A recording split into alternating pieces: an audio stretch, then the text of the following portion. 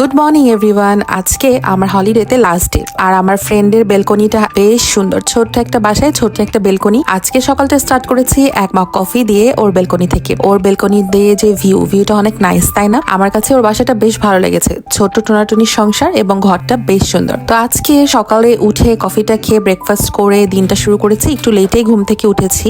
বান্ধবীর কাজ শেষ হবে সন্ধ্যায় এবং তখন নদীর পাড়ে বসে আমাদের বারবিকিউ করার একটা প্ল্যান হলো খুব হঠাৎ। তো সকালবেলা ও যখন কাজে চলে গিয়েছে ঠিক সেই টাইমে আমরা চিকেনটাকে ম্যারিনেট করে রেখেছি এবং ওর কাজ শেষ হওয়ার কিছুক্ষণ আগে আমরা বাসা থেকে বের হয়েছি। ওকে পিক করে চলে যাব নদীর ধারে। তো আজকে ওদের বাসার এরিয়াতে যে প্লেস গুলো আছে টুকটাক দেখার সেগুলোই দেখছি। এটা মেইনলি একটা পোর্ট এরিয়া। তো এই টাইমটায় সব জায়গায় জোয়ার ছিল। তো আমরা একটা জায়গায় গিয়েছি, সেই জায়গায় হঠাৎ করে পানি বেড়ে যাচ্ছিল। আমরা ওই জায়গাটা থেকে উঠে আরেকটা জায়গায় চলে এসেছি যেখানে আমরা মেইনলি বারবিকিউ করব। আর এই প্লেসটা এতটাই নাইস ছিল। আর ওদের এরিয়াতে বারবিকিউর কোনো রেস্ট্রিকশন নেই, সব জায়গায় বারবিকিউ করা যায়। ওই যে বলেছিলাম ওদের এটা কোস্টাল এরিয়া, একটা পোর্ট বেসড। এই যে এভাবে করে নৌকাগুলো আসলে টেনে টেনে তোলা হয়। নদীর পাড়ে বসে বারবিকিউ করার যে একটা মজা সেটা আর বলে না বোঝাই। আমাদের বারবিকিউটা সেদিন বেশ মজা হয়েছিল। বাসা থেকে আমরা সব কিছু ক্যারি করে নিয়ে এসেছি। এই জায়গায় এসে শুধু আমরা বারবিকিউ করব আর এনজয় করব টাইমটা। তো আমরা ওয়ান টাইম যে বারবিকিউ প্যাকগুলো পাওয়া যায় সেগুলো নিয়ে নিয়েছিলাম, কারণ নদীর পাড়ে যেহেতু যাচ্ছি বারবিকিউ মেশিনটা ক্যারি করাটাও একটা হ্যাসেল।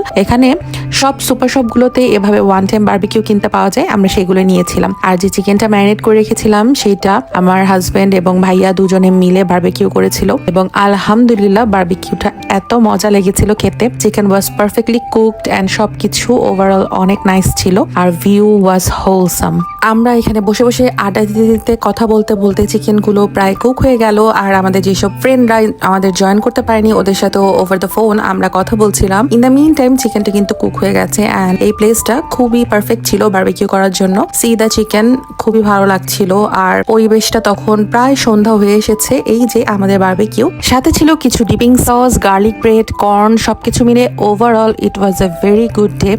আর শেষ ভালো যার সব ভালো তার, তাই হচ্ছিল আমাদের সাথে আজকে যেহেতু last day. So we were enjoying a lot and এখন আমরা নদীর ধারে বসে কাঠ খেলতে বসেছি। তো সবাই মিলে আমরা খুব এনজয় করছিলাম আর বলেছিলাম ওদের এরিয়াটা একটা কোস্টাল এরিয়া। সি কত বড় বড় শিপ ওদের এখান দিয়ে যায়। সো এরপরে যে সন্ধ্যা হয়ে আসলো আমরা ভাবলাম যে এখানে আর ওয়েট না করে আমরা বাসার উদ্দেশ্যে রওনা দিয়ে দিই, যেহেতু বেশ লেট হয়ে গেছে। And this is the lady যার বাসায় আমরা এসেছি, আমার ফ্রেন্ডের কথা যে বলেছিলাম। আর এই শিপটা এত বিশাল ছিল আমার ক্যামেরাতে তো বোঝা যাচ্ছে না, বাট বুঝতে পারলাম যে এই সিটা অনেক ডিপ, বিকজ এই শিপটা বিশাল বড় ছিল। ওদের এরিয়াটা আমার কাছে বলতে গেলে নাইসই লাগে, বাট একটি প্রবলেম সেটা হচ্ছে বাঙালি খুবই কম। অ্যান্ড এখানে আপনাদেরকে একটা জিনিস দেখাই, দেখেন ও একটা বিশাল বড় মাছ ধরেছে এবং সেটা কোনোভাবে উঠাতে পারছে না। ও অনেক অনেক অনেক চেষ্টা করে যাচ্ছে বড়শিটা উঠানোর জন্য, বাট সামহাও ও বড়শিটা উঠাতে পারছে না এবং সমুদ্রে প্রচুর উত্তাল, অনেক ঢেউ উঠছিল।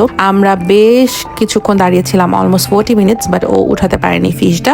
ওই জায়গাটা থেকে বের হয়ে আমরা চলে যাচ্ছি ওদের বাসার সামনে। ওদের বাসার সামনে আরেকটা সুন্দর স্পট আছে, ওই জায়গাটায় যাব। তো আমি যখন সিঙ্গাপুর গিয়েছিলাম সেই জায়গাটা মেইনলি ওই টাইপের দেখতে। তো ওদের এরিয়াটা আমার কাছে বেশ নাইস লাগে and it was very clean city. But ওই যে বলে না যে সবাই যেখানে থাকে ওখানেই মন লাগে, ওদের মেইনলি খারাপ লাগছে কারণ ওইখানে বাঙালি একটু কম। তো এই জায়গাটার কথা বলেছিলাম, ওদের বাসা থেকে 5 মিনিটস ডিস্টেন্সে এই জায়গাটা বেশ সুন্দর।